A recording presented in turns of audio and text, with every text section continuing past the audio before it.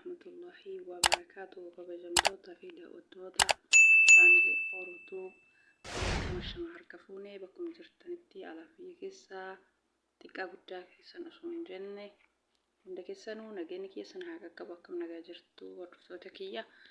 Egaa hordoftoota kiyya warroonni hanga ammaa maatiin taatanii na hordofaa turtan galatoomaa galanni keessan dachaa haa ta'u. Ammallee laayikii sheeriin dabalaa jedha. Warroonni haroo taatan asumaan gara YouTube channel kiyyaatti dabalamuun maatiin akka na jajjabeessaa affeerraa kiyya na jajjabeessuun keessan anaa faamileedha. Egaa hordoftoota kiyya viidiyoon kiyya kaarraan qabadhee dhufee viidiyoo quraana irraa qaraanu viidiyoo quraana waa hedduu keessatti qabaa. Attayyaata waa hedduu keessatti qabaa. Tasbiiha ani waa hedduu amma keessa seenetti isin argisiisa. Aappiin sun isa kanaa jechuudha. Isa kana aappii kana Pileestoorii keessaa argattanii Pileestoorii keessaa gadi buufattanii itti fayyadamuu dandeettanii. Aappiin asiin dura gadhiisanii isa sun furuuf irraa ka'a intarneetaan dalagaa, inni kun immoo intarneeta malee dalagaa jechuudha. Waan hedduu of keessaa qaba, waan namatti tolu. Waan qara'uu barbaanne hunda isaatu ani harkaan tuuneetiniin ofii keenya irra deddeebinee qaraanaa jechuudha. Akka bakkeen sun maal akka jedhu nu galuu jechuudha. Mee amma aappii keessa seennee walumaan laallaan afaan turaa jalqaba irraa hanga dhumaa warroonni hordoftoota faamilii Ortaatan faamilii Ortuu jechuun yuutuubii keessan keessa sarchi gootanii argachuu dandeettanii jechuudha. Egaa aappiin kunoo keessa seenee jira. Isa kana akkuma asirraa argitan kana kun waa hedduu of keessaa qaba jechuudha. Waa hedduu attayyaata inni kun viidiyoon kun intarneeta barbaadu. Kuwwan intarneeta malee dalagaa jechuudha. Azaanallee of keessaa qaba. Maqaa Rabbii 99 illee of keessaa qaba. Kun akkuma asirraa argitan kana maqaa Rabbii 99 quraana harka keenyaan tuunnee bakka barbaanne qara'uu dandeenyu. Waa hedduu of keessaa qabaani. Waa hedduu of keessaa qaba. Mee nama wama muraasa keessa seenee isinitti argisiisu. Inni kun jalqabu maqaa Rabbiiti.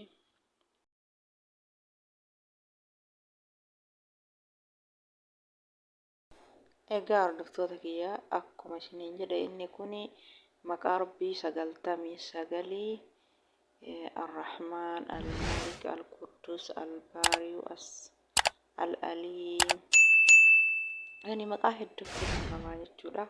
Maqaa 99 kana haaluma salphaan afaan Arabiffaan, afaan Ingiliffaan dubbifachuu dandeenya jechuudha. Haaluma salphaan akka nu galutti aappiin kun aappilee quraana hedduu garii intarneeta barbaada, garii immoo intarneeta malee qara'aa jechuudha.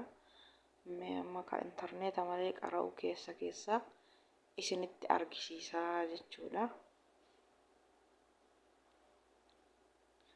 Attayyaata of keessaa qaba. Inni kun Ingiliffaa nama dubbisuu danda'u. Ingiliffaa, Arabiffaa keessa jira. Kunillee intarneeta barbaada. Daawulood gadi godhanii gadi buufatanii eegasii qara'uun ni danda'ama. Awwala daawulood gochuu barbaachisa. Daawulood goonee gadi buufannee itti fayyadamuu nu barbaachisa jechuudha. Inni kunillee intarneeta barbaada. Qalamaan nutti agarsiisa jechuudha. Yeroo nu qaraanu nu suuraalee dandeenyu qaraana.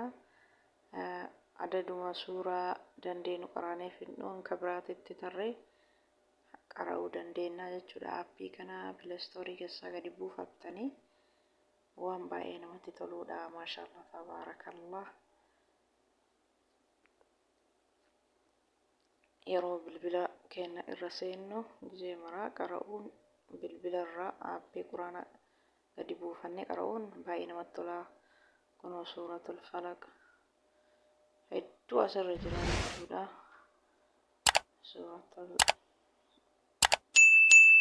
suuraa hedduu of keessaa qaba jechuudha.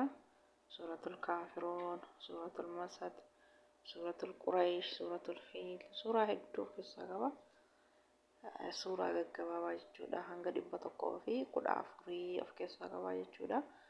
Isa kana hunda intarneeta malee qara'uu dandeenya jechuudha.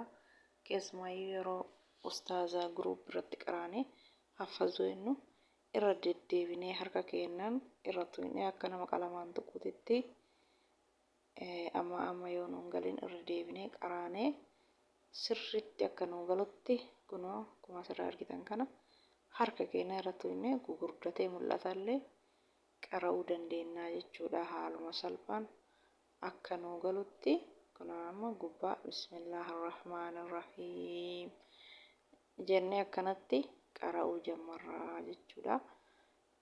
Anama qara'aatiniin jira jechuudha. Irra tuqeetiniin qara'aatiniin jira. Yoo isa achii banuu reekoordii waraabuun hin dhageessisu. Kanaaf reekoordiin isaa hin dhageessisu yeroo waraabu kana. Garuu baneetiniin amma qara'aa jira. Reekoordiin isaa hin dhageessisu jechuudha.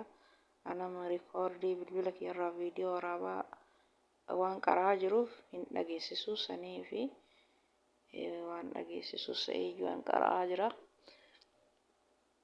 Egaa isin gadi buufattanii daawulood gootanii haala kana yoo itti fayyadamtan yeroo bilbila irra seentan baay'ee irraa qaraatanii ustaaza irratti haffazuu dandeettanii jechuudha. Attayyaata waa hedduu of keessaa qaba. Isinuu bu'aa isaa hedduu keessaa argattanii yeroo gadi buufattanii gadi buufadhaa. Egaa haala kanaan itti fayyadamaa. Aappiin kun aappii bareedaa. Isin durallee aappii huruufaa gadi dhiiseetiniin jira. Aappiin huruufaa sun intarneeta malee hin dalagu jechuu guutumaan guututti. Kuni garuu wantoota muraasa intarneeta barbaadaa irra caalan garuu intarneeta malee suuradhaan amma isin argisiise kun hundi isaatu intarneetaan malee qara'aa jechuu. Suuratul falaq, suuratul naas, suuratul masad, suuratul kawtar, suuraalee hedduu suuraa gaggabaabaa